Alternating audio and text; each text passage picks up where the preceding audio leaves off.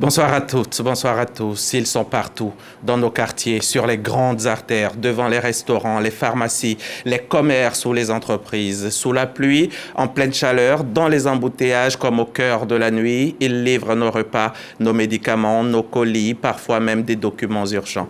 En quelques années, les livreurs à moto sont devenus les nouveaux visages de l'économie de proximité. Ils sont des milliers à sillonner chaque jour les rues d'Abidjan et les principales villes du pays et en quelques années, ils sont devenus un maillon essentiel de notre quotidien. Grâce à eux, un repas, un médicament ou un colis peut traverser une ville en quelques minutes seulement. Mais derrière cette efficacité se cache une réalité beaucoup moins visible, celle d'hommes et de femmes qui chaque jour affrontent les accidents, les agressions, parfois même la mort. Le récent assassinat d'un jeune livreur tué alors qu'il exerçait simplement son métier a bouleversé tout le pays. Ce drame pose une question fondamentale.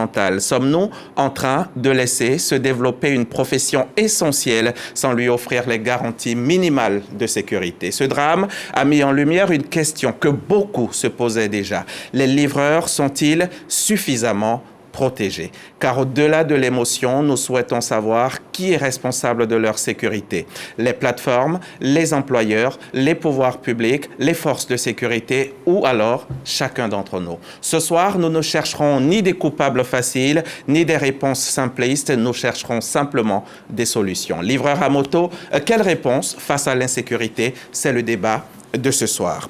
Mes invités sont Hakim Jean-François Benguier, secrétaire général de la Fédération des acteurs de la livraison de Côte d'Ivoire. Bonjour, monsieur Hakim. Bonjour, monsieur Hamza. Monsieur Benguier, bienvenue sur notre plateau. À vos côtés, monsieur Carvalho, Silué Carvalho. Bonjour, bienvenue sur notre plateau. Vous êtes sous-directeur en charge de la formation à l'OSER, l'Office de sécurité routière. Bienvenue sur notre plateau. Monsieur Komoé, Marius Komoé, président d'association de consommateurs. Bienvenue sur notre plateau. Merci. C'est quoi votre association, monsieur Komoé? Ce n'est pas une association, je gère des fêtières. Des fêtières, allons-y. Je suis à la tête du Conseil national des organisations de défense et de protection des intérêts des consommateurs. Merci. La première fêtière, la plus grande, la plus importante au plan national. De Côte d'Ivoire, et c'est d'ailleurs ce qui explique votre présence sur ce plateau. Et monsieur Bonkoulibaly, Vamara Bonkoulibaly est avec nous à vos côtés également, secrétaire exécutif de la Chambre nationale des métiers de Côte d'Ivoire. Bonjour monsieur Bonkoulibaly. Bonjour monsieur bienvenue sur notre plateau. Merci. Et nous avons envoyé également un courrier au ministère de l'Intérieur et de la Sécurité pour solliciter un représentant sur ce plateau. Nous aurions vraiment aimé les avoir avec nous. Bienvenue donc à tous sur ce plateau. Bienvenue. Merci à vous, chers téléspectateurs. Cette émission sera très instructive. J'en ai le sentiment. On va commencer par ce reportage. On va le suivre. C'est un reportage de David Soyo. Il plante le décor. Il fait le constat. À l'entrée de son habitation dans le quartier Diorobité, commune de Cocody, les coordonnées de Kone Mamadou sont encore visibles. Ce livreur à moto, arraché à l'affection des siens dans la nuit du 5 au 6 juillet dernier. Derrière lui, une famille inconsolable. Antoinette Akissi Kouménan, sa compagne, partage sa peine.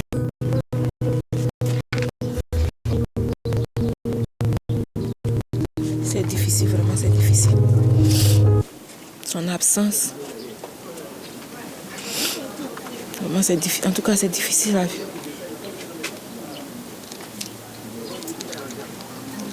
Difficile. C'est lui qui faisait tout. C'est lui qui faisait tout. Le lundi matin, même avant de sortir d'abord, il m'avait dit que ça n'allait pas, même d'abord. Il m'avait dit que ça n'allait pas, de patienter. S'il revenait le lendemain, il allait me remettre quelque chose pour qu'il puisse faire tout, qu'on puisse manger. Et de là, en tout cas, vraiment, c'est difficile à vivre. Aujourd'hui veuve, l'avenir de ces deux garçons la préoccupe. S'occuper de l'école des enfants, donner l'argent de la nourriture, payer les habits des enfants, tout. C'est lui qui faisait tout. Il me sent seul. Il me sent vraiment seul.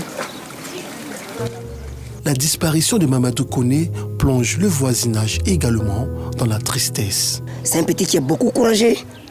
Avec ses motos, il arrive à nourrir sa famille. Dans le quartier, il n'a jamais vu M. Koné aller prêter 1 000 francs à quelqu'un. Pour manger comme ça, là, on n'est pas courageux pour manger. Parce que le monsieur est trop gentil. Il est gentil à les enfants. Il dit, ma femme, tu as fait ça, tu as fait ça. Là, les enfants, là, moi, mais il a grouillé, toi aussi, tu as grouillé, tu as m'aidé. Ouais, ça. Là, les enfants, là, on va faire comment? On a trop dépassé. La mort, ça, là, nous a trop touchés même. Ce meurtre à l'arme blanche de Mamadou Koné, produit à Cocody, les 2 plateaux au quartier Les Vallons, provoque une vive émotion en Côte d'Ivoire. Une mort de trop dans ce secteur d'activité, pourtant rentable, mais en proie à l'insécurité. Selon la Fédération des acteurs de la livraison du Côte d'Ivoire, plus de 90% des livreurs à moto sont victimes d'agressions. Moi, ils m'ont poursuivi, vous voyez, Y4 tout par là. Bon, ils m'ont poursuivi ça, bon, on a parcouru. Bon, le gars, comme il y a une voiture qui venait à sens inverse, il leur rentre dans une quartier. Donc, en fonction de ça, bon, ils ont pris leur chemin, ils m'ont dépassé pour aller. En fonction de ça, ils m'ont poussé un peu, il y a eu blessure au pied. Le mode opératoire est quasiment le même et surtout presque dans les mêmes zones. Et j'ai tenté de venir à la maison. En roulant, il y a eu 2 gars sur une moto à l'Oba. Ils sont venus couper devant moi. Dès qu'ils ont coupé devant moi, l'autre là a commencé à même pied dans moi. Il dit, mais il y a quel souci? Heureusement que là, il y avait une voiture qui venait. Donc quand ils ont vu le phare de la voiture, ils se sont mis en fuite. Et c'est mon portable qui est tombé et ils ont pris mon téléphone. J'ai porté plainte au commissariat, mais jusqu'à présent, j'avais même les reçus de la plainte, même jusqu'à présent chez moi, mais il n'y a pas de résultat. Plus de 2 plaintes comme ça. Hélas, survivre ou encore prendre la fuite n'a pas été le cas de Mamadou Koné cette nuit-là.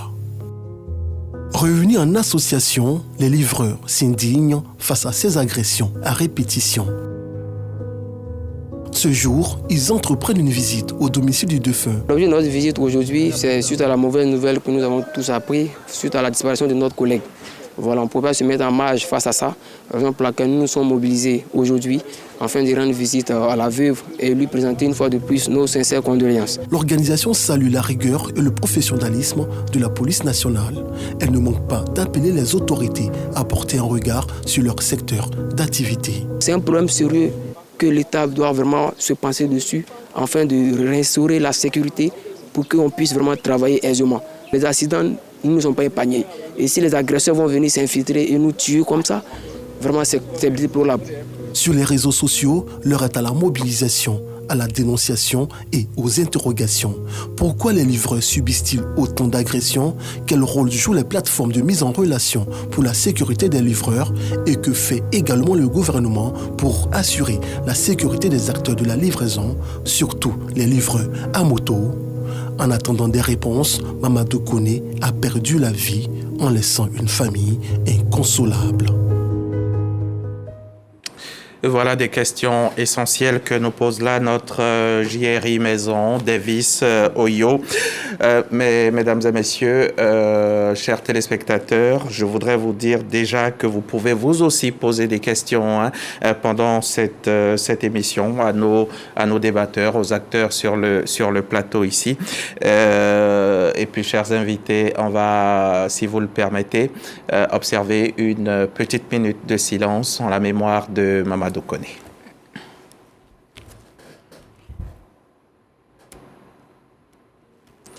Merci beaucoup. Monsieur Hakim Jean-François Benguier, vous êtes sur ce plateau au nom de la Fédération des acteurs de la livraison de Côte d'Ivoire. Le meurtre du jeune livreur a bien entendu bouleversé le pays. On l'a vu partout. Vos adhérents travaillent-ils aujourd'hui dans la peur? Ont-ils peur de ne pas rentrer chez eux en sortant le matin? Bon, merci de me donner l'opportunité d'être sur ce plateau afin de parler de ce sujet principalement et aussi de la sécurité surtout.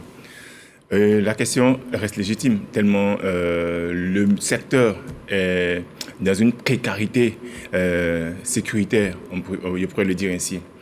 Aujourd'hui, sortir, aller travailler n'est plus un simple risque de se voir être renversé d'un véhicule. Mais il y a désormais l'épée de Damoclès sur la tête.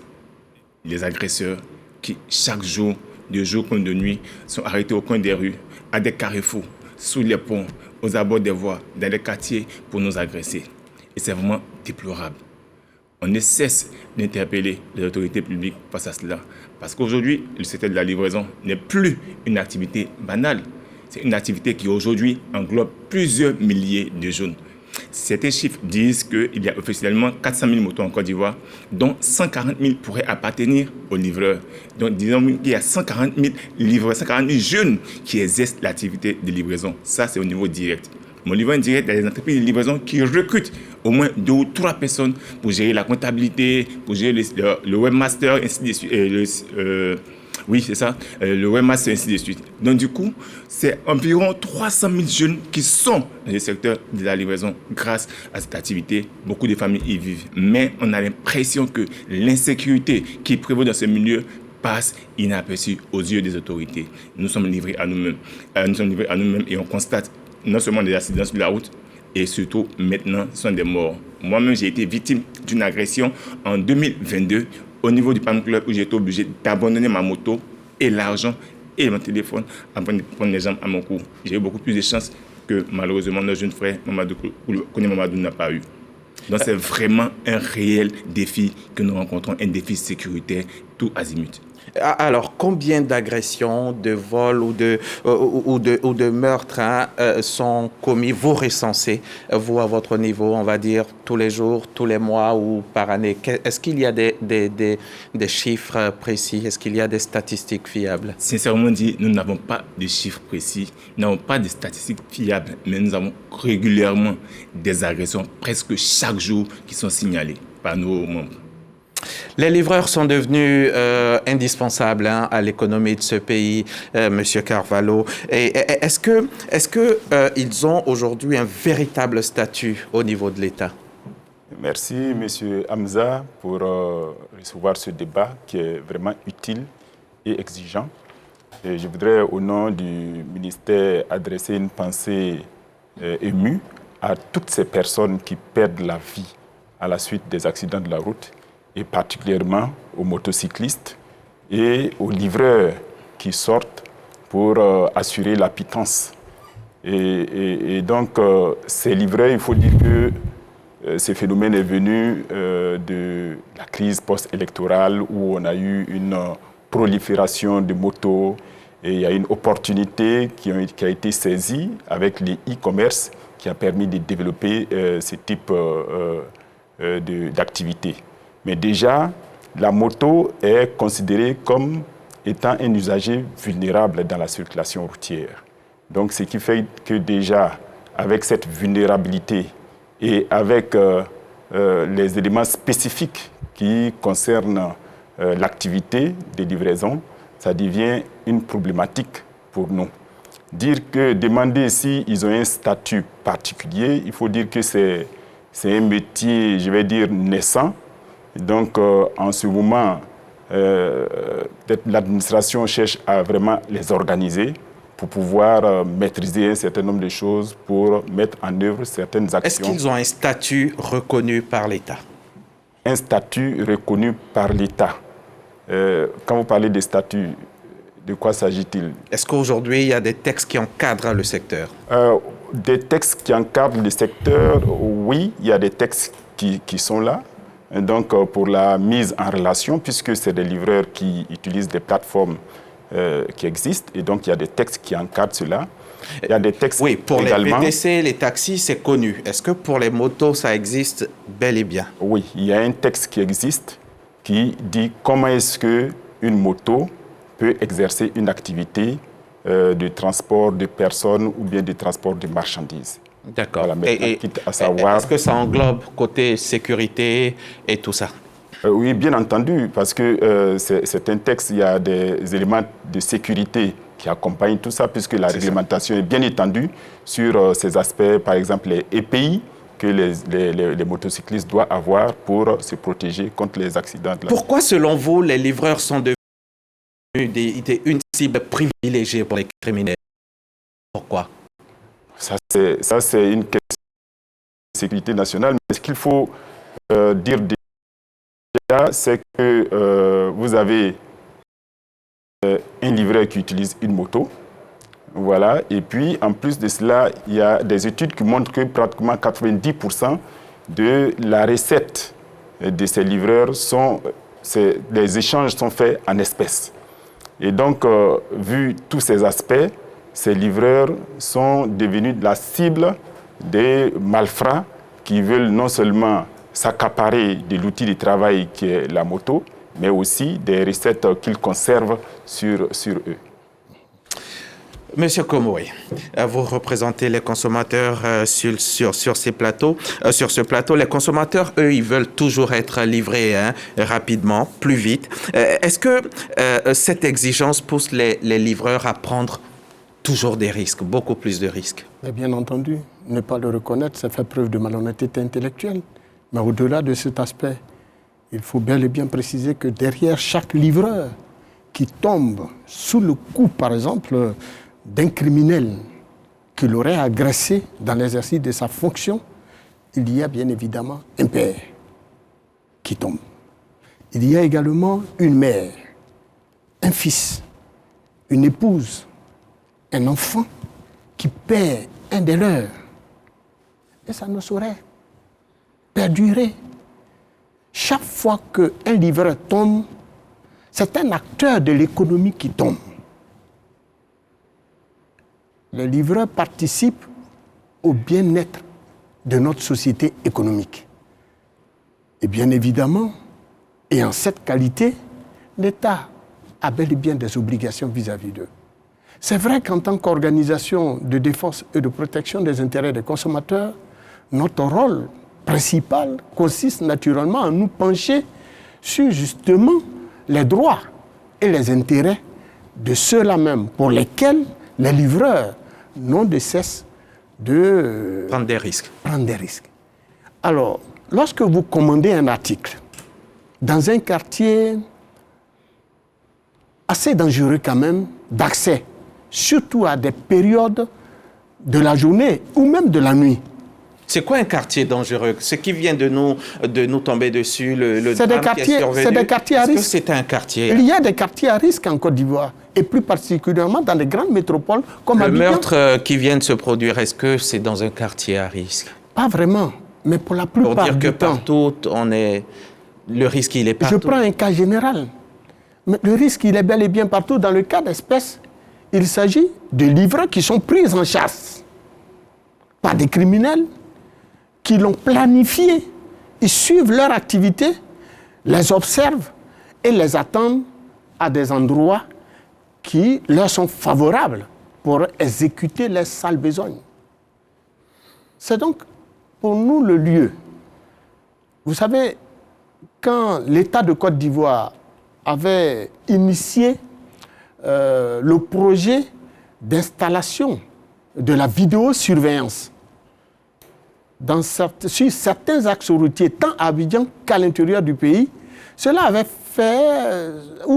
suscité un certain remous au bon début. Au point même que l'entreprise qui avait été choisie a eu au bon début du mal à s'expliquer. Mais aujourd'hui, nous sommes tous d'accord. Nous sommes tous vraiment totalement d'accord sur l'initiative, la bonne initiative des pouvoirs publics. Parce que ces caméras, aujourd'hui, nous permettent de détecter ou de retrouver tous ces criminels. Sans les caméras installées sur l'ensemble de nos axes routiers, eh bien, ces criminels n'auraient jamais pu être retrouvés. Et donc, il faut continuer de, mettre ces caméras sur l'ensemble de nos axes routiers pour permettre la traque des criminels. Alors, le client, nous en sommes tous, nous sommes tous des clients. Est-ce que le client est seulement bénéficiaire du service ou alors il partage la responsabilité morale dans les conditions de travail du livreur? Responsabilité morale, pas vraiment. Mais en tant qu'humain, oui. Mais responsabilité, la véritable responsabilité vient plutôt de l'employeur. La responsabilité vient également de la société elle-même. la responsabilité, c'est également ce que met en place les pouvoirs publics pour naturellement faire en sorte que de tels crimes n'existent pas ou n'adviennent pas. Mais en tant qu'usager, en tant que consommateur, lorsqu'on commande un produit, notre objectif n'est pas de voir celui qui va venir nous livrer le produit perdre la vie. Notre objectif, c'est de recevoir la commande que nous avons passée dans les règles de l'art. Nous voulons voir l'article ou le service, ou le produit, l'offre que nous avons passée, nous être livré dans les règles de l'art. Mais nous ne nous attendons pas, parce que très souvent, nous ne savons même pas, étant chez nous, pourquoi le livreur n'a pas pu terminer sa course, quand bien même nous n'avons pas la possibilité non plus de suivre son parcours.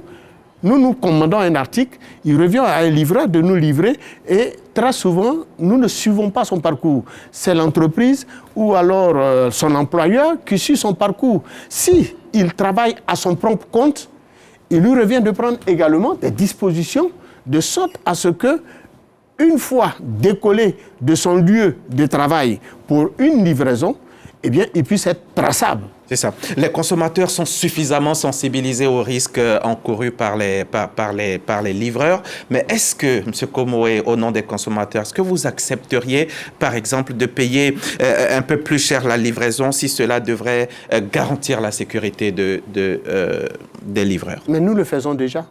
Un peu plus cher que maintenant. Mais nous le faisons déjà. Je vous l'explique. À des périodes, par exemple, si vous prenez un opérateur que je ne voudrais pas citer, lorsqu'il vous livre en certaines périodes de pic, les prix grimpent. Quand vous les prenez en certaines périodes où la saison de pluie, par exemple, nous sommes dans le contexte de la saison de pluie, lorsqu'il y a de fortes pluies, les prix grimpent. Même le livreur lui-même. Supposons que nous sommes dans la nuit, il n'y a pas de pluie, c'est pas le pic, comme vous dites, et puis on vous demandait d'ajouter 200 ou 300 francs sur le tarif normal. Mais le tarif, ce n'est pas l'usager qui les confectionne. Le tarif nous est imposé en fonction justement de l'article et du lieu de livraison. Et si vous remarquez que les tarifs habituels, si par exemple je me commande une pizza tous les soirs à 19h et que ça me coûte 2000 francs parce que je sais là d'où ça vient, et puis aujourd'hui je commande, ça fait 2500, je vois que ça a grimpé. Oui, absolument. Est-ce que vous seriez d'accord avec ça, rien que pour la sécurité de nos... Mais si nous ne payons pas, nous ne serons pas livrés. Ce n'est pas au consommateur de fixer le prix de son service. Ce n'est pas au consommateur de fixer le prix d'un produit, encore moins du service qu'il exige ou qu'il demande. Nous commandons, nous devrons être à mesure de payer. Et c'est parce que nous payons que nous exigeons que le service soit rempli dans les règles de l'art. Maintenant, quand vous commandez par exemple un produit d'un point X à un point Y, le prix ne sera pas le même que la même commande que vous aurez passée d'un point H à un point B. En fonction des distances, il y a le prix. En fonction donc de la qualité du service, il y a le prix. En fonction du temps que vous vouliez pour être livré, il y a le prix, etc. et etc. Donc le consommateur, il n'a pas la peur de payer justement le coût d'un service. Ce qui le préoccupe, c'est que le service commandé soit livré dans les règles de l'art. Et quand je parle de règles de l'art, le produit commandé doit être livré comme tel. Justement, en espérant que M. Komoé, en tant que défenseur des consommateurs, ne dise pas après que le coût de la vie est monté. Non, pas vraiment. Écoutez, c'est le rendez-vous du donner et du recevoir. C'est ça. Monsieur Bon-Coulibaly. Il faut pouvoir être Monsieur Bon-Coulibaly, est-ce qu'on peut considérer aujourd'hui la livraison à moto comme un véritable métier, comme un véritable métier au lieu d'une activité informelle comme cela pouvait être considéré dans le temps? Merci, M. Hamza. Je voudrais, au nom du président de la Chambre de métiers, Mama Kassoum, et l'ensemble des artisans, présenter nos condoléances à la famille de M. Kone Mamadou et de l'ensemble des livreurs de Côte d'Ivoire. Nous pensons que l'activité de livraison, des livreurs à moto, est une véritable activité économique. Et c'est une activité économique qui est reconnue en Côte d'Ivoire. Tout à l'heure, vous étiez en train de demander est-ce que quel était le statut de cette activité. C'est bel et bien une activité économique, une activité artisanale. C'est ce qui vaut notre présence sur ce plateau. Il y a un texte, un décret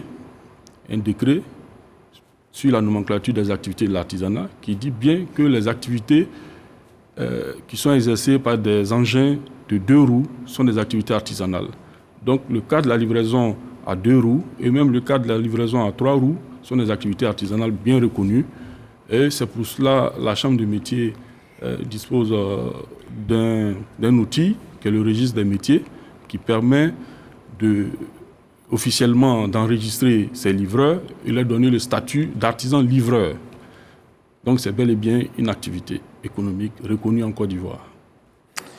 C'est ça. Et une activité économique, un véritable métier aujourd'hui. On ne parle plus d'activité informelle. Est-ce qu'il est suffisamment structuré selon vous? Selon moi, il n'est pas suffisamment structuré. C'est pourquoi la Chambre de métiers, depuis 2014, ayant constaté l'ampleur du développement de cette activité, a décidé de prendre le taureau par les cornes, a rencontré, je pense, la plupart des organisations, des fêtières, des livreurs, afin d'ensemble établir des règles. Et nous avons saisi la Direction nationale des assurances pour pouvoir définir déjà un cadre d'assurance qui puisse couvrir les sinistres que nous constatons tous les jours. Parce que les assurances qu'ils ont ne les couvrent pas en réalité. Voilà. Donc, toutes ces démarches sont entreprises par la Chambre. Nous allons y arriver. Est-ce qu'aujourd'hui, vous parlez de règles? Qui peut devenir livreur aujourd'hui? N'importe qui? Oui, c'est assez nouveau. Nous interpellons l'ensemble des acteurs publics pour qu'on puisse plancher définitivement sur cette question. C'est une activité importante, cela a été dit. On a à peu près 200 000 livreurs sur la ville d'Abidjan. Donc c'est une activité assez importante, surtout que ça donne de l'employabilité à nos jeunes. Donc il faut pousser un peu plus loin la formalisation de ces acteurs-là. Donc il faut rendre la formation professionnelle obligatoire. Oui, il y a quand même des aptitudes qu'il faut avoir. Il y a certains documents administratifs également qu'il faut avoir. Il faut d'abord commencer par le permis de conduire, oui, qui est obligatoire. Donc il y a un âge pour obtenir ce permis-là. Et ensuite, l'État, dans le cadre de la formalisation des travailleurs indépendants, a mis en place un régime social des travailleurs indépendants, la RSTI. Donc aujourd'hui, la Chambre de métiers, nous sommes en relation avec la CNPS pour promouvoir cet outil-là qui permet aux livreurs, en cas d'accident et autres, d'être couverts et puis de bénéficier aussi d'une pension de retraite. Merci, M. Bonkoulibaly. Et ça m'amène à vous, M. Hakim Bengue. Est-ce que vos membres sont tous titulaires d'un permis de conduire leur moto? Oui, j'aimerais vous rassurer pour ça. Et avant tout, permettez que je revienne un peu sur la question du statut. D'accord. Il faudrait qu'on le dise. C'est vrai que l'État a récemment créé le régime du travail indépendant, mais nous n'avons pas réellement de statut juridique. Non, aucun. Parce que si nous avions un statut juridique, je pense que nous aurions des opportunités d'emploi formel. Nous aurions des possibilités de souscrire à des assurances qui répondent à nos véritables besoins. Nous aurons des opportunités d'intégrer même de nouvelles personnes qui quittent le banc, l'université, qui ont honte même de mener l'activité, mais de se reconnaître qu'aujourd'hui, le livreur est devenu un métier formel en tant que tel. Parce qu'aujourd'hui, un secteur qui emploie pratiquement 200 000 personnes, l'État ne peut pas rester de loin, observer cela et puis dire que non, c'est une activité informelle. Non, pour moi, c'est quelque chose d'illogique, surtout quand on est un pays comme la Côte d'Ivoire où on parle d'émergence. Aujourd'hui, on parle de la Grande Côte d'Ivoire, une Grande Côte d'Ivoire solidaire. Quand on parle de solidarité, on inclut toutes les classes sociales, économiques dans ce lot de solidarité. D'accord. Alors que ces livreurs, ils sont mis de côté. Donc, c'est pour ce qui vous incombe. Est-ce que vous avez des permis? Justement, on a tous des permis, comme je l'ai dit. On a tous des permis. Vos motos sont immatriculées? Je vous le Toutes promets. Vos motos sont immatriculées? Je vous le promets. À la Falsi. Beaucoup n'ont pas de permis. Ça, je vous le promets, je réponds. Je vous le promets. à la FALCI, tous ceux qui sont membres adhérents officiels de la FALCI ont leur permis de conduire, ont leur moto immatriculée. Mais au niveau de l'immatriculation des motos, moi-même qui vous parle, je n'ai plus de moto, ça fait 3 ans, mais j'ai payé pour la carte grise et l'immatriculation de ma moto, mais je n'ai jamais reçu le document. Vous n'avez pas de moto, donc vous ne devez plus être président de la fédération. Non. On a des entreprises de livraison. Voilà, je ne suis plus livreur, mais j'ai une entreprise de livraison. Il y a toujours la boutique de e-commerce, je vends toujours la ligne. Donc, les immatriculations, ce n'est pas nous qui produisons les immatriculations. On a des motos, mais qui ne sont pas immatriculées. Justement, la préfecture de police avait initié c'était en 2024. En 2024, oui. Oui, 3 décembre 2024, ça avait démarré, une immatriculation en masse, et c'était salué par les populations, par les livreurs. Qu'est-ce qui s'est passé? Pourquoi c'est arrêté? D'abord, je remercie encore l'État qui a compris, écouté nos préoccupations pour ouvrir un guichet unique de motos, parce que ça n'existait pas au départ. Donc, en faisant cela, ils ont permis... Le guichet est bien fonctionnel. Il est bien fonctionnel. En faisant cela, ils ont ramené le coût de la production de la carte grise à 15 100 francs, au lieu de 90 000 ou 100 000 francs. Dans les premiers mois, les choses allaient correctement. Mais depuis un certain moment, il y a des personnes qui ont payé, mais qui ont juste le reçu, n'ont pas de plaque d'immatriculation. Oui, parce que ça peut prendre plusieurs mois. Il y en a qui parlent des années même. Ah oui, avant que... Pourquoi? Qu'est-ce qui explique cela? L'État est à côté, est avec nous, le ministère des Transports. Qu'est-ce qui explique cela? Bon, là, je vais dire, les implications sont multiples. Hein. Vous avez des motos qui sont là. Il y a beaucoup de motos dans la circulation. Donc, quand l'État a mis en place ces guichets pour pouvoir immatriculer les motos, l'objectif, c'est vraiment de résorber l'ensemble de ces motos qui prolifèrent dans la ville. Donc, vu la quantité, le nombre de motos qui existaient, naturellement, quand il y a des documents à traiter, quand les documents sont un peu élevés, évidemment, il peut y avoir des délais qui peuvent durer. Mais en tout état de cause, la problématique, c'est de se faire immatriculer. Et ce qu'on constate, c'est qu'il y a beaucoup de motos qui circulent sans vraiment d'immatriculation. Et encore plus, des documents... Et c'est la faute à qui? Non seulement avec... Aux livreurs eux-mêmes ou à l'État? Non, là n'est pas le problème, mais je vais dire avec des documents, des personnes qui circulent, mais qui n'ont même pas des documents qui montrent qu'ils sont dans la procédure d'immatriculation. Voilà. Donc, il y a... S'ils continuent à circuler, oui.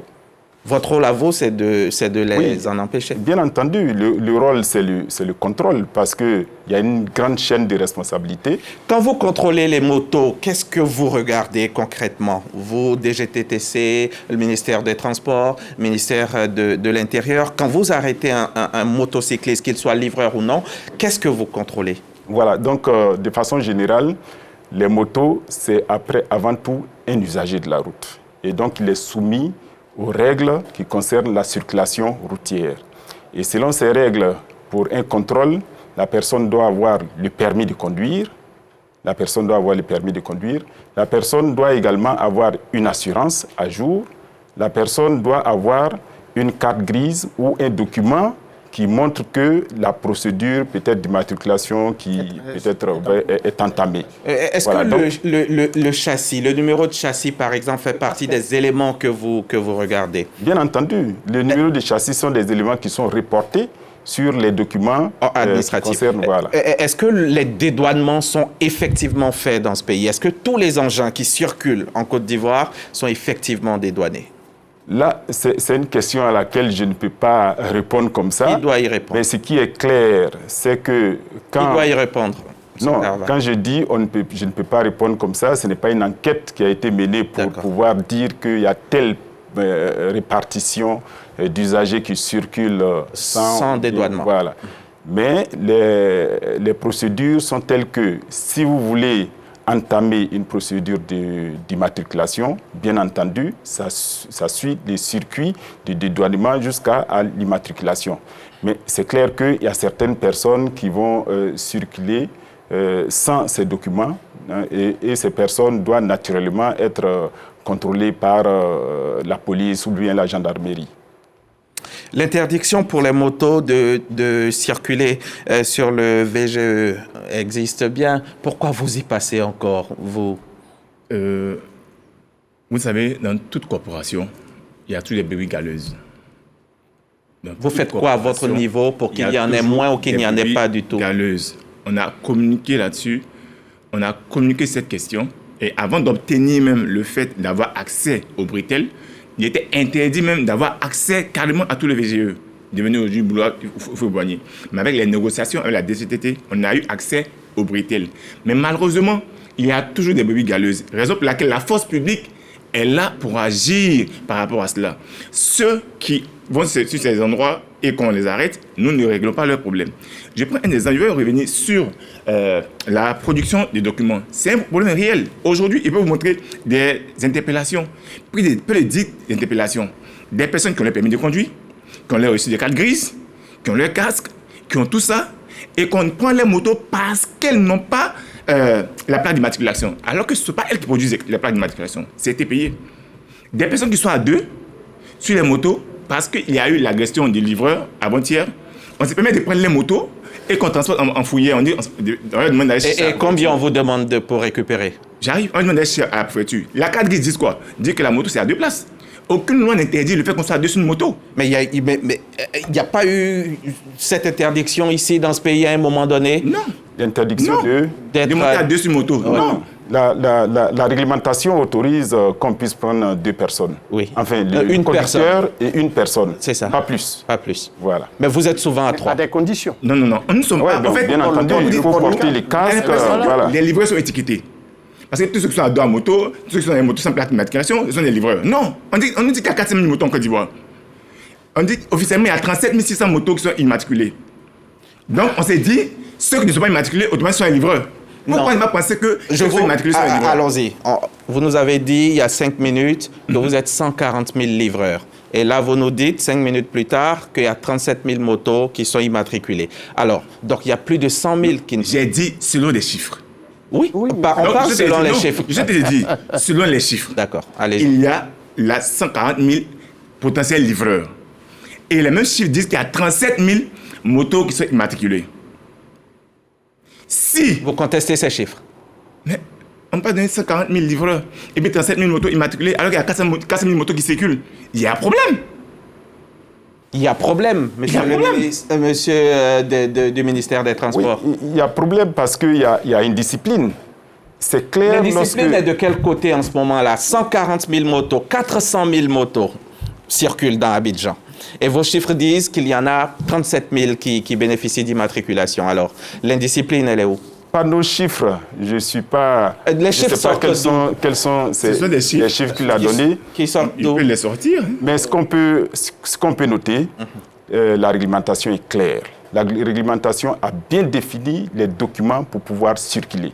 Dès lors qu'un motocycliste circule sans un de ces documents, alors il est en infraction. Le problème, c'est que 400 000 motos circulent, 37 000 ont l'immatriculation qui fait partie des éléments que vous contrôlez, non? L'immatriculation. Oui, mais selon des chiffres que... tu vas nous dire d'où ils sortent ces chiffres. Ils sortent tout de suite. Si ces chiffres sont exacts, 37 000 motos bénéficient d'immatriculation. Alors pourquoi les 400 000 roulent?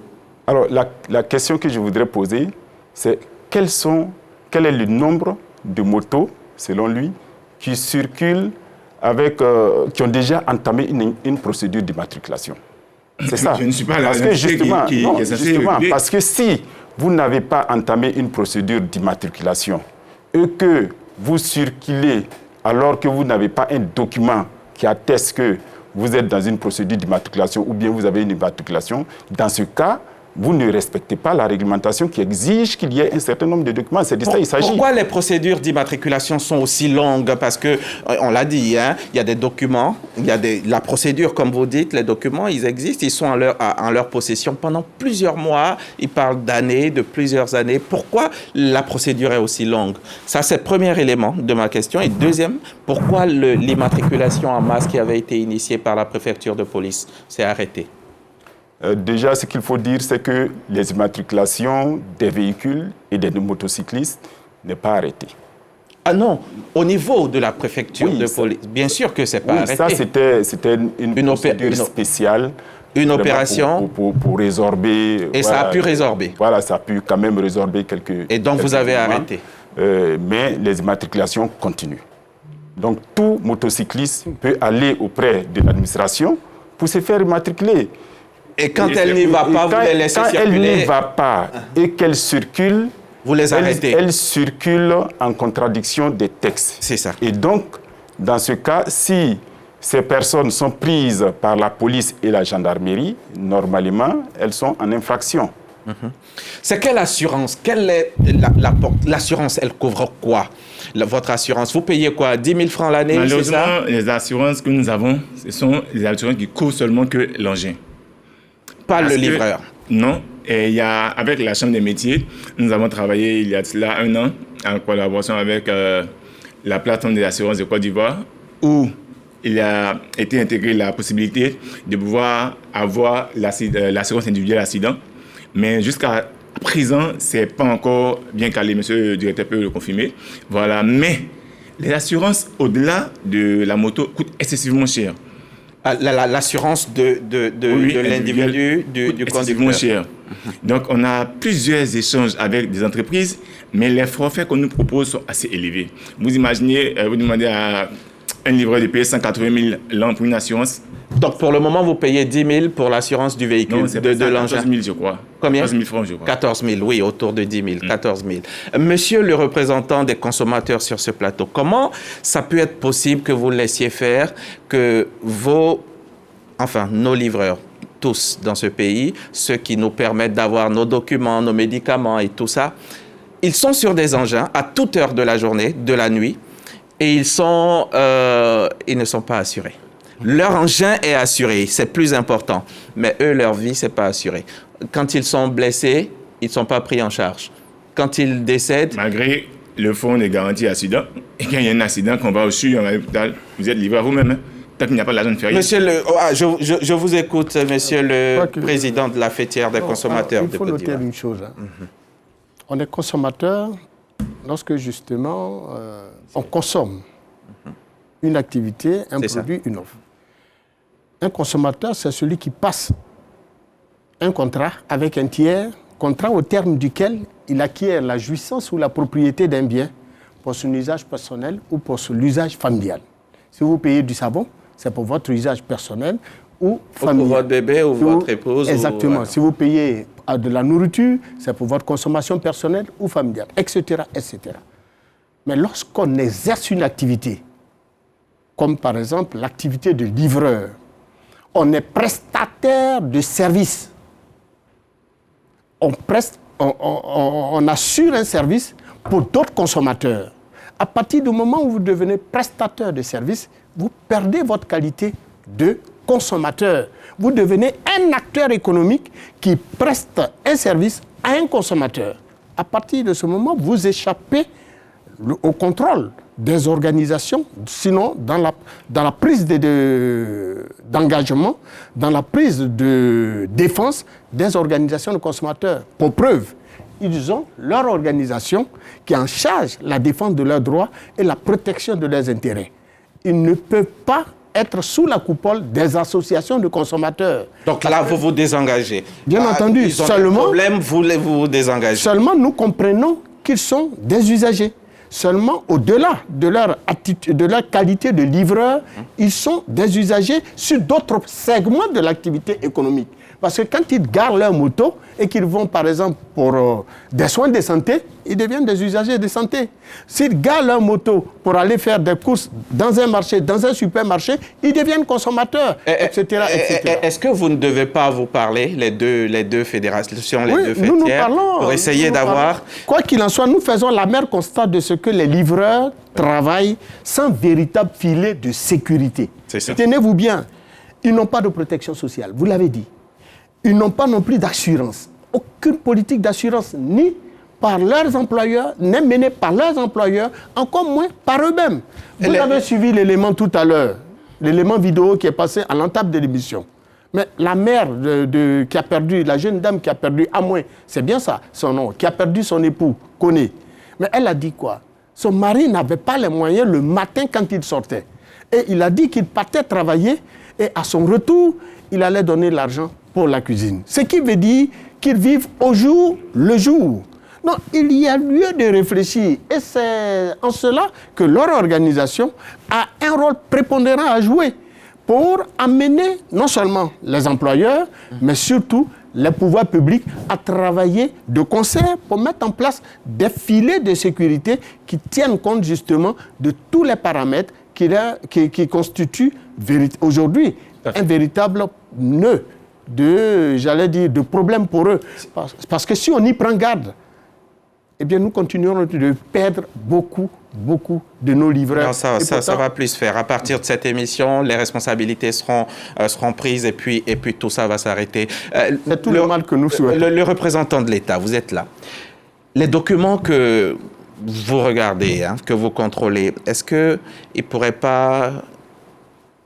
vous ne pourrez pas inclure l'assurance même des livreurs, des conducteurs eux-mêmes, pas uniquement l'assurance de l'engin, mais du conducteur lui-même, qui aujourd'hui sont exposés à beaucoup de risques, beaucoup de dangers. Et malheureusement, si quelque chose arrive, qu'est-ce qu'ils doivent faire? Alors, au niveau de l'assurance, il faut noter qu'il y a des textes aussi qui encadrent l'assurance automobile. On a l'assurance obligatoire, l'assurance routière, qui oblige l'automobiliste à avoir une assurance qui prend en compte les passagers. D'accord. Voilà. Mais lorsque vous devez vous assurer, la question du conducteur n'est pas réglementairement une obligation. Donc, il appartient certainement au conducteur de pouvoir ajouter une assurance. Oui, il l'a dit, c'est trop cher pour eux. Ça, il s'agit. Pour des gens qui sortent, qui cherchent de l'argent rien que pour assurer la pitance du jour, il dit que c'est cher. Chose plus grave, ils ne vivent qu'au nombre de courses réalisées en journée. Ce qui est un problème. Et nous allons y arriver. Monsieur Bonkoulibaly, comment mieux encadrer les vendeurs et les importateurs de motos? Je pense que ça, c'est une question qui relève des autorités peut-être douanières. Je pense qu'il faut, je ne sais pas s'il faut modifier la réglementation, mais c'est de faire en sorte qu'aucune moto ne puisse être vendue sans être immatriculée. Oui, ça c'est clair. Sans être dédouanée même au préalable. Voilà. Donc je pense que si cela est fait, ça peut aider vraiment à réduire les manquements que nous observons. Si on s'en tient aux chiffres de monsieur... François Meunier. Qu'est-ce qui me... Meunier, Hakim Jean-François, si on s'en tient à ces chiffres, si on interdit aux motos qui n'ont pas d'immatriculation, on n'en verrait plus sur nos routes. Il y en a 37 000 sur 400 et quelques 1000 motos qui sont uniquement immatriculées. Ça serait un problème. Oui, mais bon. Donc il faut trouver une solution peut-être entre les deux. Oui, l'immatriculation provisoire dont parle le ministère des Transports dure trop longtemps aux mains des livreurs. Mais je voudrais attirer votre attention sur quelque chose. Je l'ai dit tout à l'heure, il y a des documents qui sont demandés lorsque vous... Qui sont obligatoires. Ça, c'est clair. Alors, quel que soit les délais de livraison de l'immatriculation, vous aurez dans la circulation des personnes qui sont déjà immatriculées et des personnes en attente d'immatriculation. D'accord, dont l'engin est en cours d'immatriculation. Ça, c'est clair.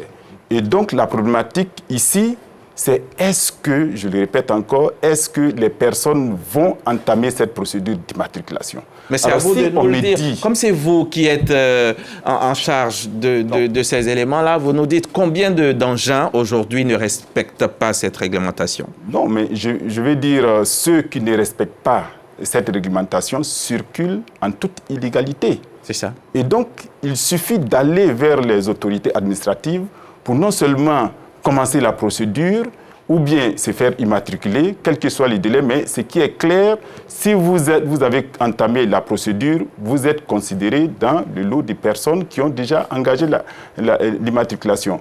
Mais le problème de la sécurité des motos, je voudrais qu'on puisse vraiment insister sur le comportement même des conducteurs. Il y a un certain nombre de choses. On s'attarde sur l'immatriculation, mais il y a des éléments comme... On s'y attarde parce que c'est important. Bien entendu. Oui. Mais tout ça relève de, je vais dire, de l'indiscipline, parce que déjà, ça commence au niveau du permis de conduire. Des personnes qui circulent. Ils n'en ont pas. Ils n'en ont pas. Voilà, il y a beaucoup d'entre eux. Donc vous leur interdisez de la circulation. Et s'il n'a pas le permis de conduire, bien entendu, il ne doit pas circuler. Oui, et donc, vous leur interdisez et vous les arrêtez. Tout à fait. Est-ce que ce sont des livreurs, forcément, tout ce dont vous êtes en train de parler? C'est pas forcément. Comment vous en êtes? Est-ce qu'ils ont une carte professionnelle? Comment vous savez qui est livreur et qui ne l'est pas? Avec leur sac? Exactement. Actuellement, les statistiques qui sont données ne font pas une répartition où on peut faire ressortir exclusivement des livreurs. Vous allez voir des statistiques qui vont être données pour les 2 roues qui sont impliquées certainement dans les accidents de la circulation, comme je l'ai indiqué.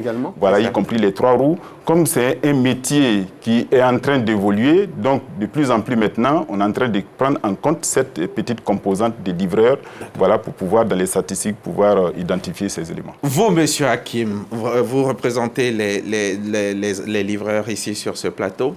Vous aussi, est-ce que vous n'augmentez pas les risques d'accident en faisant des surcharges sur vos motos? Vous avez des sacs ici, des sacs là sur la même moto. Il faut le dire clairement, il y a certains, comme on dit, dans tout secteur d'activité, il y a des brebis galeuses. Toujours. Il y a certains qui veulent tellement en avoir qu'ils prennent pratiquement plusieurs dizaines de colis qui n'arrivent même pas à écouler en journée. Voilà.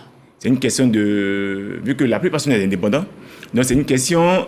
de vision, je peux le dire ainsi. Et justement, mais qu'est-ce que vous faites? On est d'accord, le constat, il est là. Qu'est-ce que vous faites? Tout ce que nous faisons, c'est de les sensibiliser à être beaucoup plus concentrés sur une certaine quantité de colis à pouvoir livrer. Et ça ne fonctionne pas, apparemment. Mais ça ne fonctionne pas. Mais l'important est que les messages de sensibilisation sont passés sur le comportement sur la route. Vous avez bien remarqué aujourd'hui, pour produire la carte grise, tant que tu n'as pas le permis de conduire, tu ne peux pas la produire. Tu ne peux pas la produire. Par exemple, la qualité que tous nos livreurs ont leur permis de conduire. Mais le problème, c'est que le livreur n'est pas celui forcément à qui appartient la moto. Tout à fait. Mais pour pouvoir circuler, il faut forcément avoir le permis de conduire. Donc, vous les avez tous. Vous l'avez déjà dit, vous les avez tous. Et pour le code de la route, qu'est-ce que vous en faites? Est-ce que vous le connaissez, le code de la route? Un feu, quand il est rouge, est-ce que vous savez que ça signifie de s'arrêter? La plupart d'entre vous? Malheureusement. Les brebis galeuses. Les brebis galeuses. Mais je ne m'arrête pas seulement comme motocycliste. Je m'en prends aussi à la police à ce niveau-là. Oui, je le dis clairement.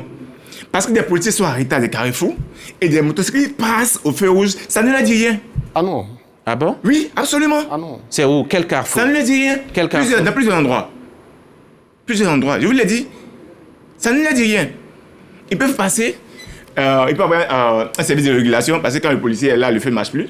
Ils peuvent tenter de réguler. Peut-être parce que l'engin à 2 roues, il est rapide. Il passe, il court, il va. C'est un engin à moteur. Oui, bien sûr, mais le policier, lui, il a arrêté. Le policier est obligé de l'arrêter. Il est sans moyen de dire. Il peut peut-être l'arrêter, et si l'engin s'en va, si le motocycliste part, le policier, il est arrêté. Comment il fait pour le contraindre à ce... Ça, c'est un autre problème. Mais aujourd'hui, on a les caméras. Non, j'arrive. Aujourd'hui, on a les caméras. Il y a plein de véhicules qui grillent les feux rouges. Mais avec les caméras, on arrive à les identifier. Mais parce que vous n'êtes pas immatriculé. Non, nous ne sommes pas immatriculés. Vous êtes immatriculé. Les livreurs sont immatriculés. Mais, comme le responsable l'a dit, il y a d'autres qui sont dans la procédure dont les plaques ne sont pas encore sorties. C'est pas de notre faute. Le problème, c'est que si je m'en tiens aux chiffres que vous avez donnés, M. Hakim, c'est que 37 000 seulement sont immatriculés, effectivement. Et 400 000 sont en cours d'immatriculation, peut-être. Peut-être. Prenons ce cas-là. Mais les 400 000, qui sont donc le plus gros chiffre, s'il grille le feu, on ne voit pas son immatriculation. Et son papier d'immatriculation en cours n'est pas visible. Donc il part. Le feu, la vidéosurveillance ne pourra pas le détecter. À qui la faute se prend 2 ans, 3 ans, 3 mois, 8 mois pour délivrer à qui la faute, monsieur le ministère des Transports? À qui la faute? À nous tous la faute. Non, c'est le ministère des Transports, c'est pas nous tous. J'en viens, parce qu'il faut attirer aussi la responsabilité des personnes qui circulent. On parle de vidéo-verbalisation, on parle de police nationale, mais vous ne pourrez jamais avoir à chaque mètre une caméra. Vous ne pourrez jamais avoir à chaque mètre la police. Pour le moment, alors, le nombre de caméras qui sont dans la ville, allons-y avec ça. Allons-y avec ça. On nous dit que quand une moto passe un feu, les caméras ne peuvent pas flasher la moto parce que l'immatriculation n'existe pas. C'est peut-être en cours, le papier est dans la poche du monsieur, donc il part quoi. Aucune sanction ne peut être possible. C'est de ça qu'on parle. À qui la faute? Ça, je ne le nie pas. S'il n'y a pas un élément pour pouvoir identifier les véhicules en ce moment, c'est clair qu'on ne peut pas l'identifier. Moi, je voulais réagir là-dessus. Oui, allez-y. Pour moi... Donc, comme il n'y a pas de caméra, vous grillez le feu. Non, c'est parce que je dis. C'est parce que je dis. Je demande à la police d'être beaucoup plus rigoureuse à ce niveau-là. D'accord. Moi, je pense que tout ce qui est en train d'être dit met sur la table la question de la professionnalisation de cette activité. Absolument. Voilà, on parle qui incombe aujourd'hui à qui? Un statut juridique. Aujourd'hui, le statut juridique est connu. Mais il se trouve qu'il y a peut-être un problème de coordination au niveau des différents acteurs. Qui sont le ministère en charge de l'artisanat à travers la Chambre de métier, le ministère des Transports, il y a également le régulateur, la RTCI, la Poste et autres, et les fêtières. Donc je pense que ces problèmes d'immatriculation, si on a une bonne professionnalisation, une bonne réglementation sur cette activité, je pense que ce sont des questions... Est-ce que les livraisons de nuit ne nécessitent pas aujourd'hui une stratégie de sécurité spécifique? Par exemple. Oui, ça, je pense que c'est... Il faut que les plateformes aujourd'hui, et même les livreurs, intègrent cela dans leur façon de fonctionner. Il serait bon que les plateformes en relation avec la police nationale et la gendarmerie puissent cartographier, on va dire, les zones d'insécurité et en fonction de ces zones-là, pouvoir peut-être limiter dans le temps les livraisons dans ces secteurs ou bien trouver des points, des endroits spécifiques où on pourra faire la livraison dans ces secteurs. Qui doit garantir la sécurité des livreurs? On vient de l'entendre, hein, les livreurs exercent un métier où les risques sont bien réels. Mais une fois ce constat posé, une autre question s'impose. À qui incombe la responsabilité de leur sécurité? Est-ce à l'État, garant de la sécurité publique? Est-ce aux plateformes numériques de le faire, celles qui organisent les livraisons, aux employeurs, aux associations professionnelles ou encore aux livreurs eux-mêmes qui doivent respecter les règles de circulation et de sécurité? Entre responsabilité partagée, insuffisance réglementaire et attente des professionnels, où se situe réellement le curseur? Élément de réponse dans ce micro-trottoir que nous propose Siaka Kone. C'est l'État qui doit garantir la sécurité d'abord et puis après vient nous-mêmes les motocyclistes. Pour eux-mêmes, leur propre sécurité, un bon livreur même, à partir de 20 h, il doit arrêter de rouler. Moi, je pense que normalement, les gars de moto doivent avoir un patron où ils vont se rassembler à tout moment pour se stabiliser. Eux-mêmes doivent faire preuve de vigilance. Il y a les heures de livraison qu'il faut voir, il y a les endroits aussi où ils vont livrer qu'il faut voir.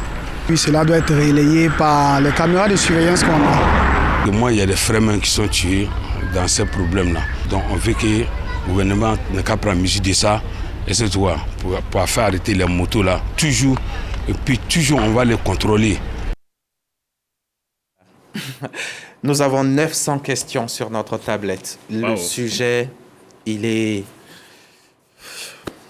d'actualité. Bon, je vais en poser quelques-unes avant qu'on évolue dans notre conducteur.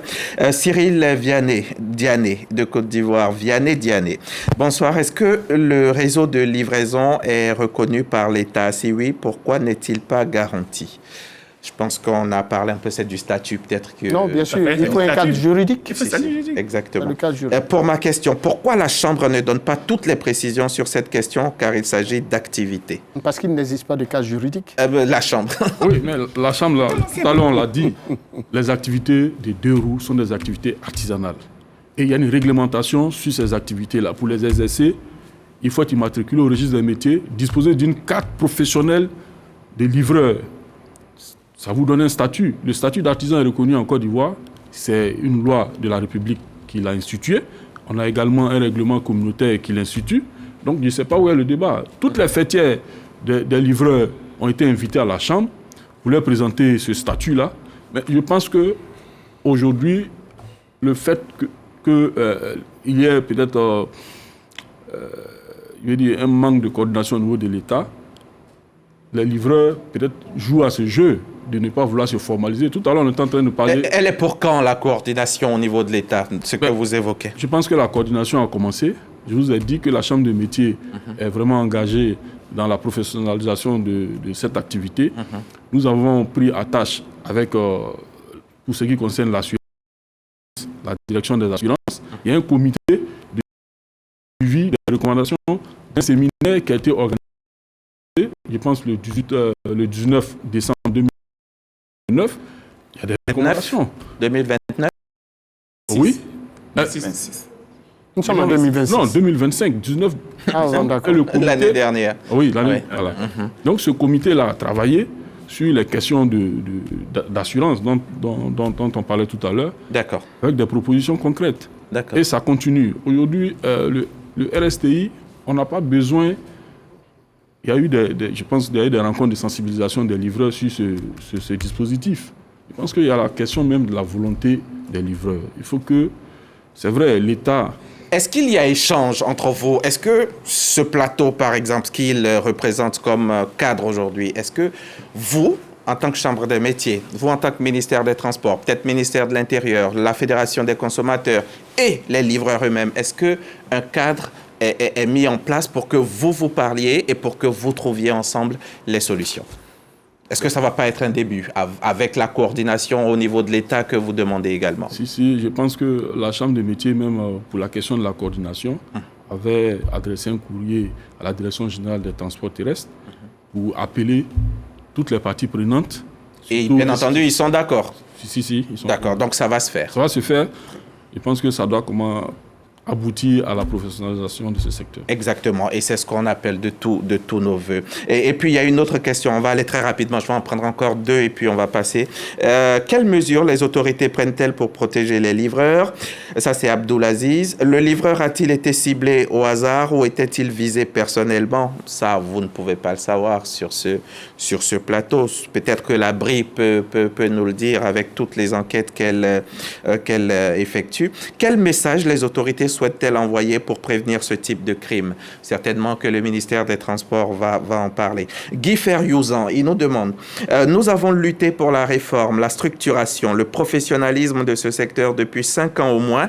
Nous côtoyons les autorités. Pas d'accompagnement des pouvoirs publics. Que vaut le livreur aux yeux du pouvoir public? Pourquoi ignorer les associations ou la fêtière qui, depuis 2021, luttent? Question adressée à l'État. Bien, déjà, il faut dire que côté organisation, le ministère des Transports, à travers la Direction générale des transports terrestres, avait déjà contacté les livreurs. Il y a eu des séances de travail. Et les premières options actuellement, c'est de recenser l'ensemble de ces livreurs-là, notamment à travers la Poste. Donc, il y a un début d'organisation qui est en train de se faire. Et cette organisation va permettre non seulement de pouvoir identifier les personnes qui font cette activité et éventuellement de leur proposer des solutions pour pouvoir assurer leur sécurité. D'accord. Qui doit assurer la sécurité des livreurs? Nous y revenons. Les plateformes numériques, est-ce qu'elles assument réellement leurs responsabilités? Il faut le dire clairement, les plateformes se sont désengagées entièrement. Vous connaissez les plus populaires et celles qui détiennent le marché. Mais elles le disent clairement, nous sommes une structure de communication, peut-être de mise en relation. Elles ne peuvent pas assurer la sécurité, elles le disent. Donc, j'explique, je développe une structure de mise en relation. Elle propose un service, elle sollicite un prestataire pour mettre en application un service qu'elle va vers un autre client, une autre personne, une personne X, une personne finale. Elle ne peut pas dire qu'elle se désengage. Raison pour laquelle je parle du statut jurididique. Parce que si un statut juridique, les plateformes qui nous sollicitent vont savoir que quand on en prend un livreur, qu'on l'envoie, on est censé garantir sa sécurité, que ce soit une assurance sociale en cas d'accident, ainsi de suite. Non. Mais quand on n'a pas ce statut-là, ça ne pourra pas. Les plateformes-là vont nous malmener, en fait. Très bien. Qu'est-ce que vous faites pour lutter? Nous luttons, nous avons rédigé un certain nombre d'actions à mener afin que ces plateformes-là puissent au moins garantir la prise en charge à 50% quand il y a des agressions, quand il y a des accidents et en cas de décès, quand il y a des décès. Si vous prenez vos assurances, monsieur Hakim, ça ne sera pas 50%, tout sera pris en charge. Pourquoi vous ne prenez pas vos assurances? C'est pour laquelle on dit au moins. Non, les assurances, on nous a dit, les assurances individuelles coûtent beaucoup cher. Ah, donc, votre vie n'est pas plus chère que l'assurance? C'est pas ce que nous disions. Nous disons que ça coûte beaucoup cher. Vous voyez que pour la RSTI, il y a plusieurs qui ont souscrit. Moi, j'étais le premier à souscrire à une RSTI en 2023. Quand nous avons constaté, j'étais le premier à souscrire. Il y a plusieurs qui ont souscrit. C'est pas ça le problème. L'assurance coûte cher aujourd'hui. On a négocié plusieurs assurances. Le plus bas coûtait 180 000 francs l'année. Vous imaginez, c'était à payer en un coup. Et notre vie, elle nous coûte combien? Justement, on vit au jour le jour. D'accord. Monsieur du ministère des Transports, monsieur Carvalho, alors, qu'est-ce que vous avez à dire là-dessus? Alors, les plateformes doivent-elles se substituer à l'État pour assurer la sécurité de nos chers amis livreurs? Là, il s'agit de la responsabilité. Pour moi, la responsabilité, c'est une chaîne de responsabilité, je vais dire. Ce n'est pas seulement les plateformes. Donc vous avez évidemment les plateformes, parce que les plateformes tirent profit de l'activité que les livreurs font. Les livreurs exposent leur vie et les plateformes tirent profit de ces activités. Donc, c'est de la responsabilité également des plateformes. Maintenant, il suffit de trouver les mécanismes qu'il faut pour pouvoir assurer tout ça. Mais il y a aussi ces entreprises. Il y a des entreprises constituées qui font de la livraison. Voilà, donc ces entreprises aussi fonctionnent normalement comme des entreprises qui sont soumises au Code du travail. Et donc, il y a des responsabilités vis-à-vis de leurs travailleurs. Et au-delà de tout ça, on a aussi l'État aussi qui a sa responsabilité à travers la réglementation qu'on prend pour pouvoir... Parce que toute la réglementation qu'on prend, c'est juste pour protéger les usagers de la route. On va obliger, depuis 1970 déjà, il y a l'obligation du port du casque.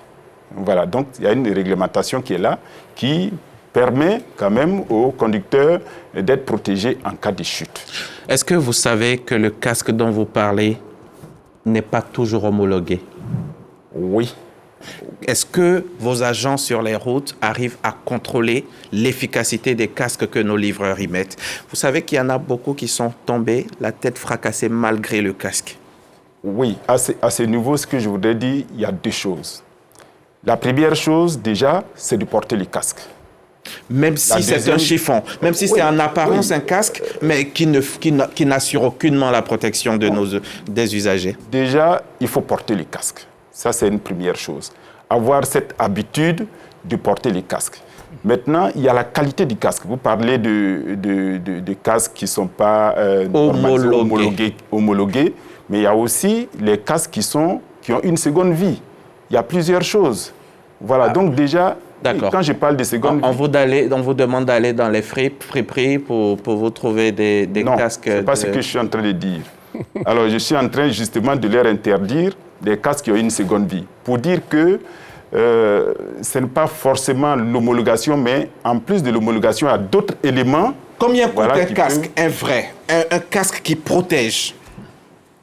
Ah, c'est le commerçant qui peut répondre. Hein. Sinon, à partir de 20 000 francs, vous pouvez avoir un casque. Un casque réel qui peut protéger va au-delà de ce montant. À combien vous payez vos casques?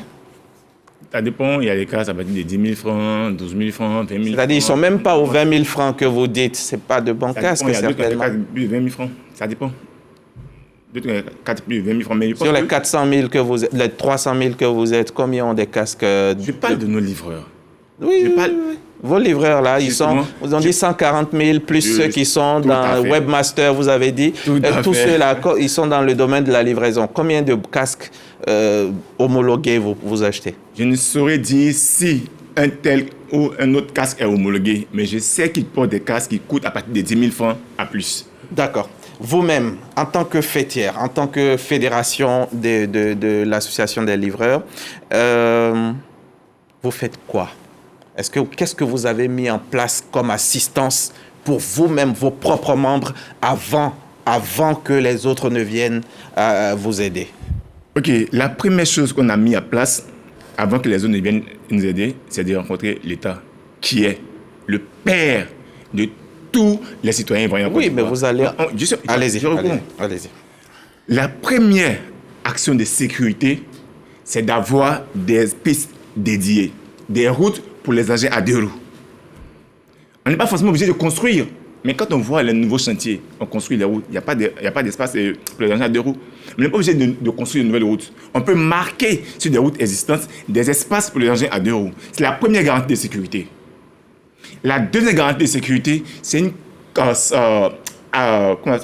c'est amener de façon plus représentative sur les champs de sécurité les agents de la police nationale et les gendarmes sur certains axes. Aujourd'hui, il y a certains quartiers, certains axes de la route où il n'y a aucunement d'agents de la police. Il peut y avoir des caméras, il n'y a aucunement un agent de la police. On peut être agressé sur... Et il l'a dit, et je ne sais pas qui l'a dit, mais les agents de police ne peuvent pas être à tous les carrefours. On ne dit pas non, mais il y a des endroits stratégiques. Moi, j'ai raté... Donnez-nous deux endroits stratégiques. Par exemple, avant de prendre l'autoroute du Nord, en quittant Cocody pour prendre l'autoroute du Nord, et aussi à la sortie de l'autoroute du Nord... À la descente de la station sur la droite, là. De Agban. Oui. De Agban, de l'école de police, l'école de police, BMW, Agban, et puis le premier pont, en montant le premier pont, en montant le deuxième pont de Yopougon. La rédactrice en chef arrive avec votre facture. Vous faites de la publicité ici. Afficiata Dosso. Excusez-moi. Donc, il y a ces aspects-là. Maintenant, en plus de ça, il y a aussi notre responsabilité. On doit apprendre à savoir que nous sommes les plus vulnérables sur la route. D'accord. C'est fait. Vous avez fait tout ça. Vous êtes en train d'apprendre que c'est vous qui êtes les premiers concernés. Vous avez fait appel à l'État pour jouer son rôle. Maintenant, le problème survient quand même. Il y a un des livreurs qui est agressé malheureusement. Qu'est-ce que vous faites? Qu'est-ce que vous avez mis en place comme organe d'assistance déjà? Nous avons déjà engagé une action de collecte pour accompagner la famille de notre ami parti ici tôt, de façon très dommageable.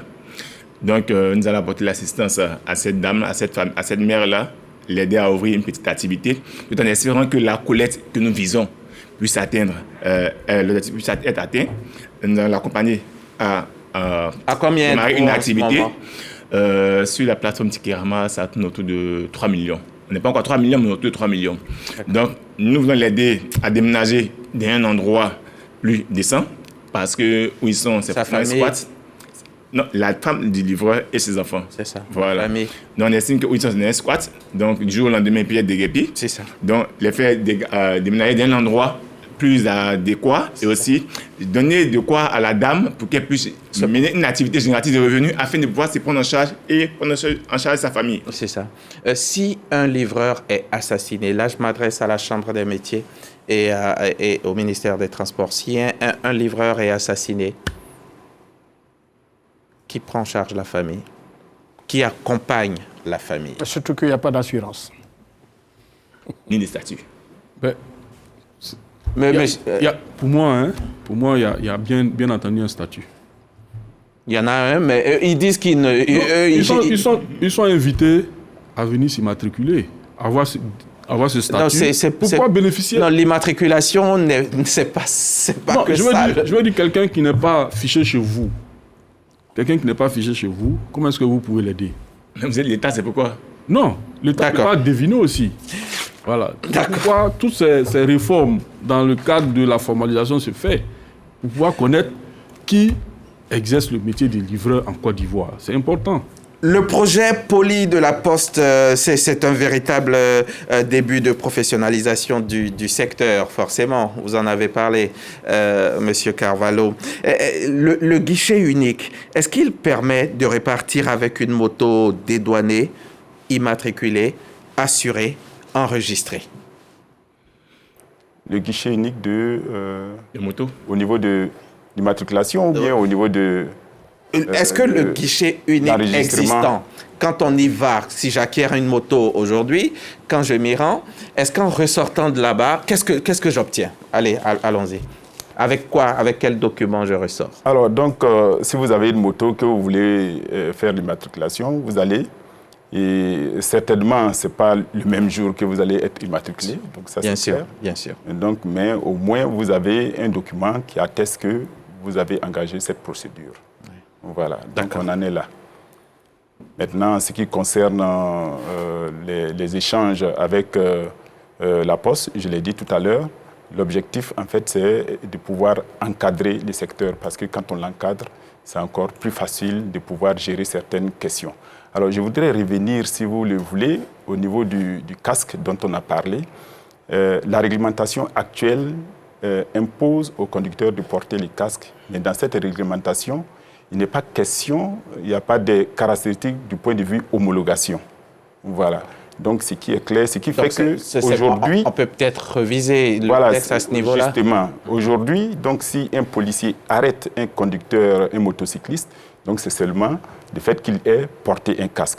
Alors, les démarches des activités, ce que nous avons fait en tant que ministère des Transports, nous sommes déjà rentrés en contact avec les vendeurs de motos, et l'objectif étant de faire en sorte que quand on vend une moto, la moto sort avec un casque.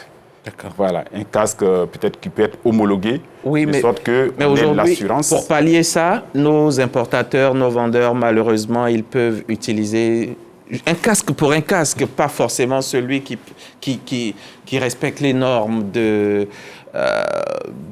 dureté, je ne sais pas, d'efficacité. Non, justement, nous sommes en train de préparer un projet de texte en la matière.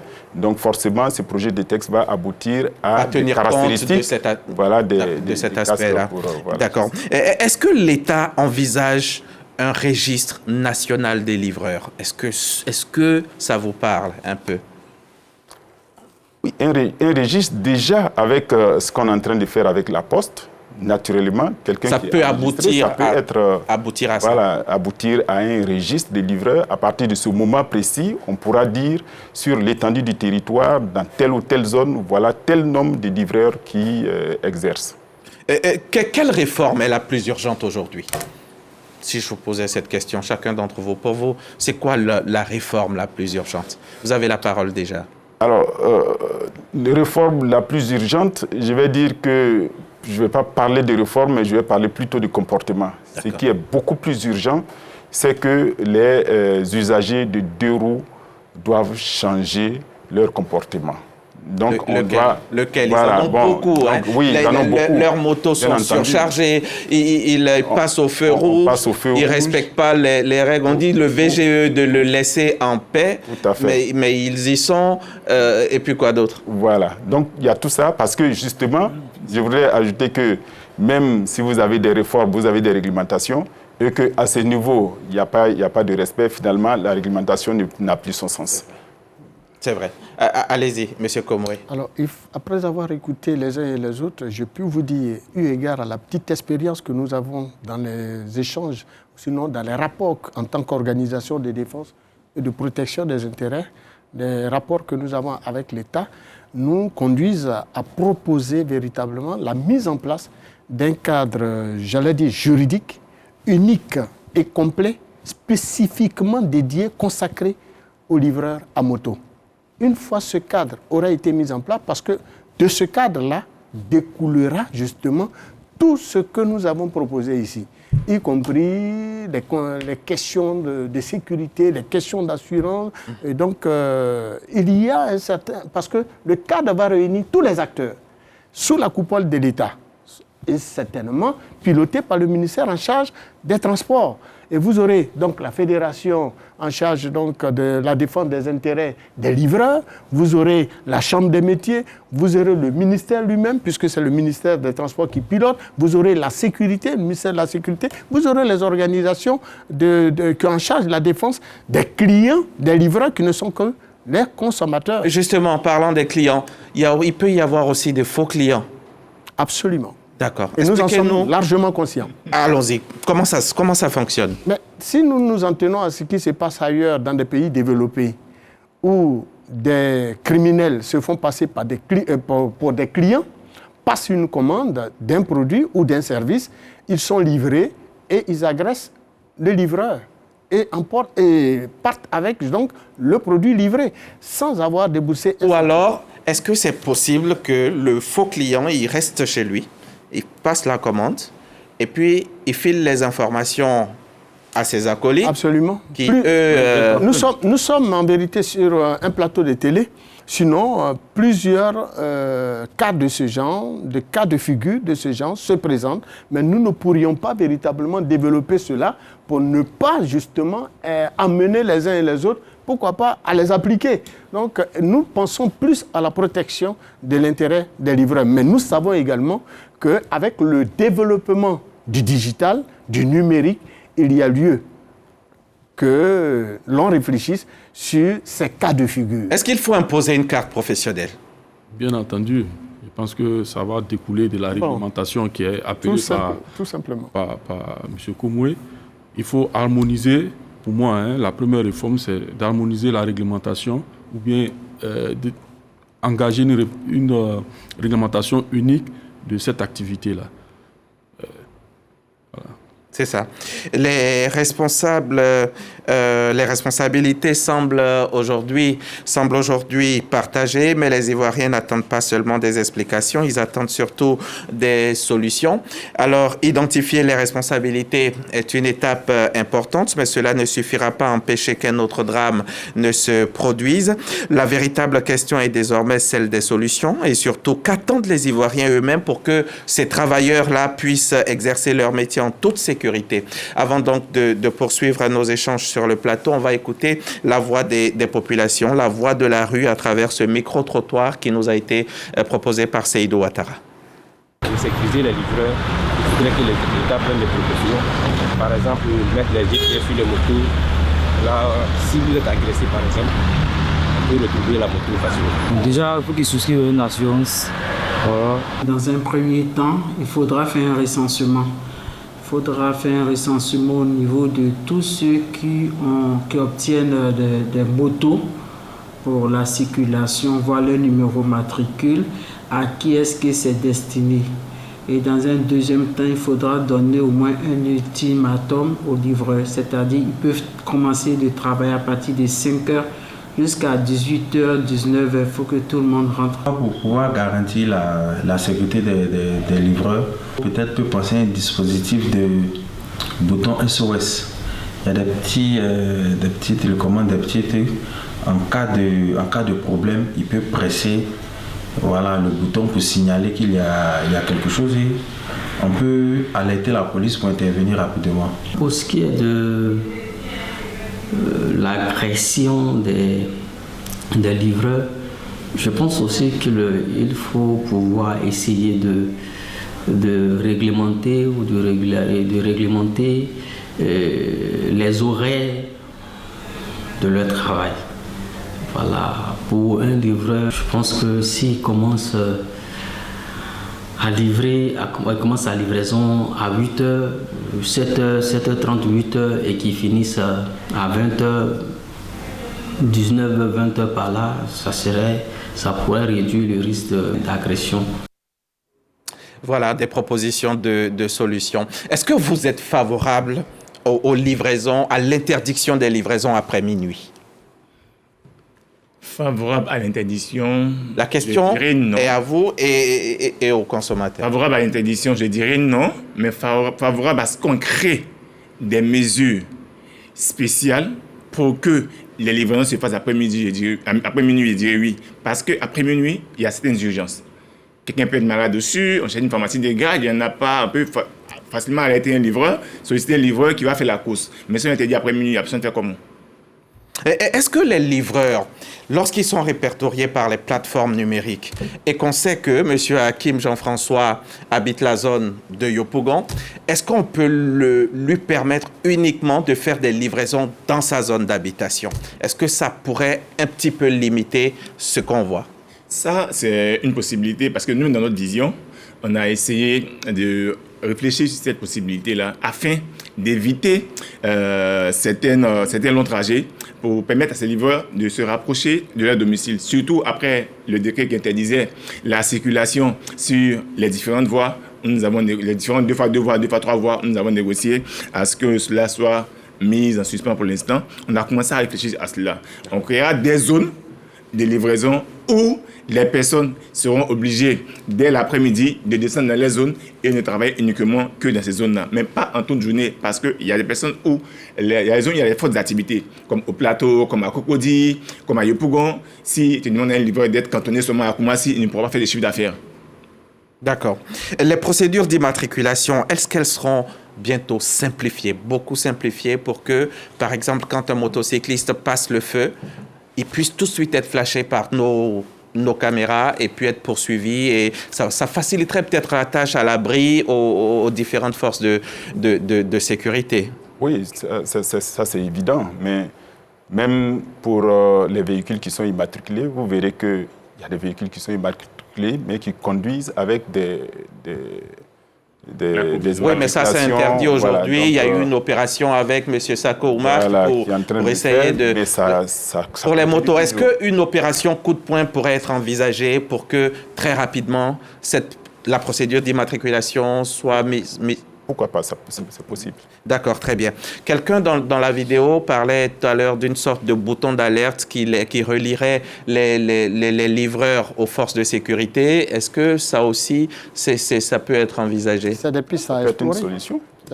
Ça peut être une solution parce que s'il y a un bouton d'alerte, lorsqu'on appuie certainement, on peut avoir la position du motocycliste. C'est ça. Et s'il y a une brigade à côté, donc on peut intervenir rapidement. Donc ça, c'est des solutions qui peuvent améliorer la sécurité. Ce qui est clair, le risque zéro, il n'existe pas. Donc on n'aura pas une situation où il y aura zéro risque. Mais l'essentiel, c'est de faire en sorte de pouvoir réduire un certain nombre de choses. Et tout ça aussi, ça va dissuader certaines personnes qui voudraient s'attaquer à des livreurs. D'accord. Des tests d'alcoolémie. Parce qu'on vous accuse d'être consommateur d'alcool, de stupéfiants, de drogue et d'autres choses. C'est vrai? Les brebis galeuses. Finalement, les livreurs sont les sauve-douleurs de la société. C'est des choses qu'on entend. Vous êtes sur ce plateau. Est-ce vrai? C'est pas vrai. Il y a des personnes au guidon qui roulent des motos, qui consomment de l'alcool, ce ne sont pas des livreurs. C'est pas vrai. Sinon, quand les livreurs, eux, pas du tout. Ce ne sont pas des livreurs. D'accord. D'accord. Non, c'est un bon défenseur des livreurs. Alors, vous avez autre information? Non, d'abord, je voudrais signaler que la livraison au-delà de minuit, oui, vous avez posé la question, je n'avais pas pu intervenir là-dessus, mais je peux vous dire que cela présente véritablement un risque. Bien que nous sommes conscients que le consommateur a besoin, parce qu'il est malade, d'un certain produit qu'il pourrait naturellement commander au-delà de minuit. Il y a des familles qui ont besoin de manger au-delà de minuit parce qu'ils viennent d'arriver d'un voyage. Ils peuvent commander à manger au-delà de minuit. Seulement, dans des zones à risque, dans des zones isolées, il faut que le livreur s'entoure d'un minimum de garantie pour y aller. Et croyez-moi, moi, je serai livreur. Il y a des quartiers qui sont reconnus en Abidjan comme des quartiers criminologènes.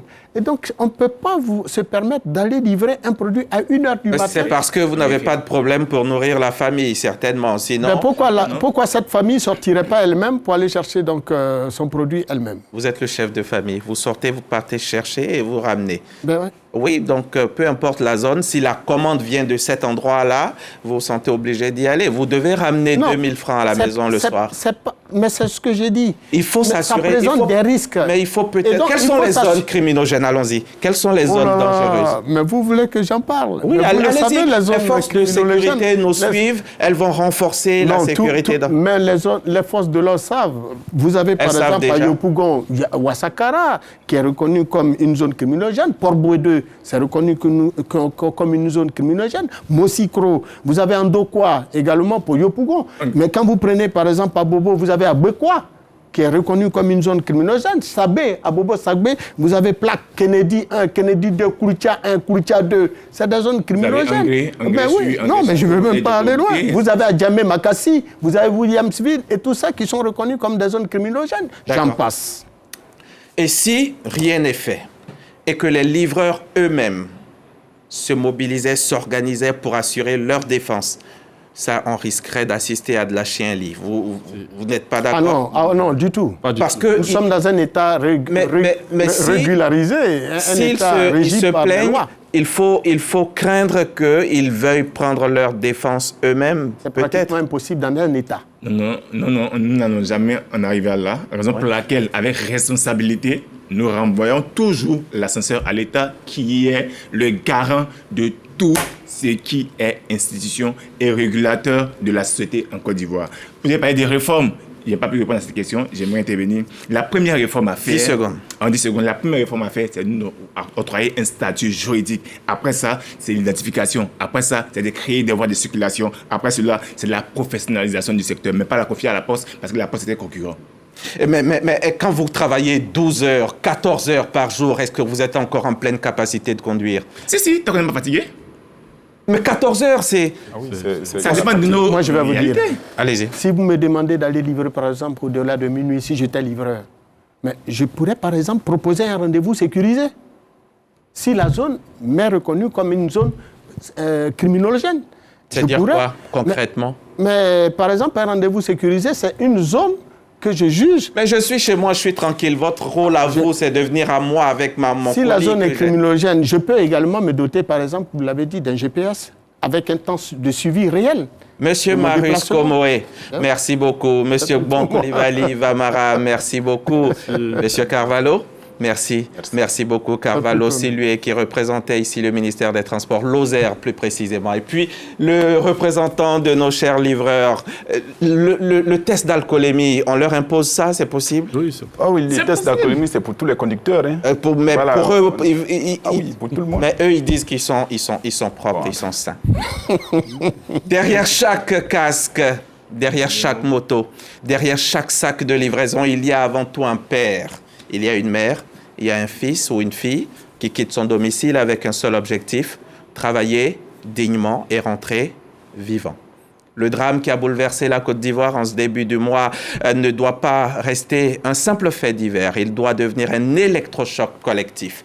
Car protéger les livreurs, c'est protéger une profession devenue indispensable à notre économie, mais c'est aussi défendre le droit fondamental de chaque travailleur à exercer son métier en toute sécurité.